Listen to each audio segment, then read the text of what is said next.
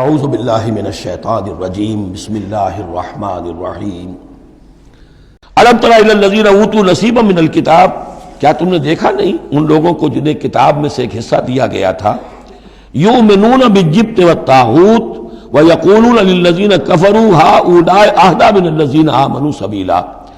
وہ ایمان لاتے ہیں بتوں پر اور شیطان پر، طاغوت پر، اور کہتے ہیں ان لوگوں کے سے کہ جنہوں نے کفر کیا یعنی مشرکین، ہؤلاء اہدی من الذین آمنوا، ان اہل ایمان سے تو یہ زیادہ ہدایت پر ہیں، اہدی سبیلا، یہ لوگ زیادہ راستے پر برحق ہیں۔ یہ ہوتا ہے زدم زدہ میں۔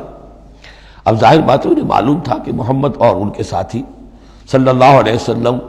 ورضی اللہ عنہم وہ کن کن چیزوں میں ان سے مشابہ تھے، توحید ہے، ایمان بالآخرہ ہے، موسیٰ کے ماننے والے ہیں، تورات کے ماننے والے، لیکن جب زدم زدہ آتی ہے تو کہتے ہیں یہ مشرک بھی بہتر ہے ان مسلمانوں سے، تو ان کا دین بہتر ہے، یہ تو گویا کہ بالکل ہی کسی حیثیت ان کی ہے ہی نہیں۔ اور اس میں ظاہر بات ہے کچھ کہہ بیٹھتے ہوں گے ہاں جی آخر آپ کے بتوں میں بھی کچھ نہ کچھ تو ہے نا، لیکن یہ کہ یہ مسلمانوں کے پاس تو کچھ بھی نہیں، یہ تو سرے سے خالی۔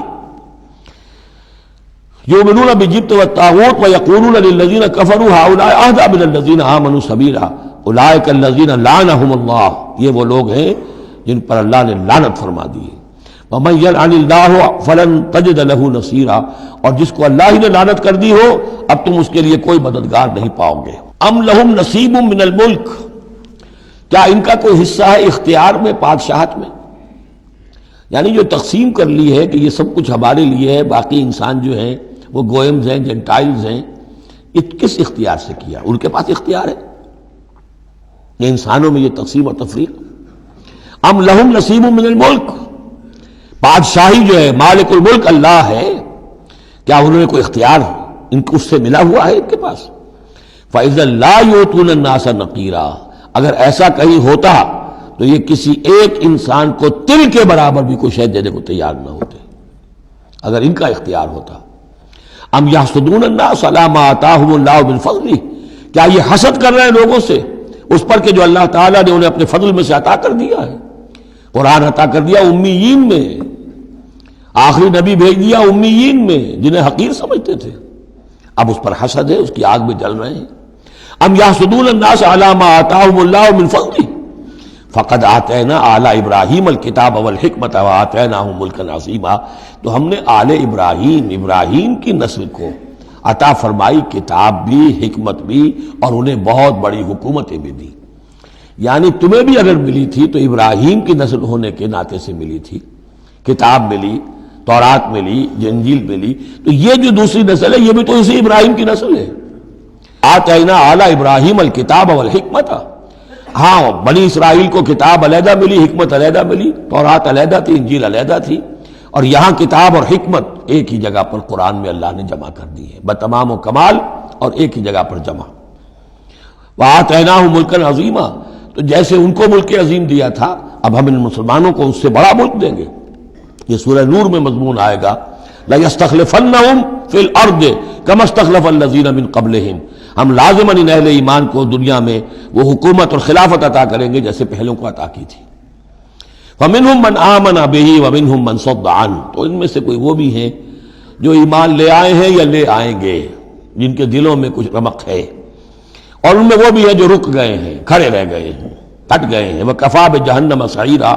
اور ایسے لوگوں کے لیے ان کو پھونکنے کے لیے بڑکتی ہوئی آگ کافی ہے۔ ان الذین کفروا بآیاتنا سوف نصلیہم نارا، یقیناً وہ لوگ جو ہماری آیات کا کفر کریں گے ایک وقت آئے گا کہ ہم نصلیہم نارا، انہیں آگ میں جھونک دیں گے۔ کلما نضجت جلودہم بدلناہم جلودا غیرہا، جب بھی اور جیسے بھی ان کی کھالیں، جلدیں جھلس جائیں گی، جل جائیں گی، ہم انہیں نئی کھالیں دے دیں گے، نئی جلدیں دے دیں گے، لیذوقوا العذاب، تاکہ وہ عذاب کا مزہ چکھتے رہیں۔ اب یہ بھی ایک بہت بڑی میڈیکل حقیقت ہے کہ جو اصل حس ہے پین کی وہ کھال ہی میں ہے، اندر جو ہے چاہے وہ ہمارے مسلز ہیں ان کے اندر جلن کی ہوگی لیکن احساس نہیں ہوگا اس کا۔ اصل جو ہے احساس جلن کا، چٹکی ہے، کوئی اور تکلیف ہے، کانٹا چبھا ہے،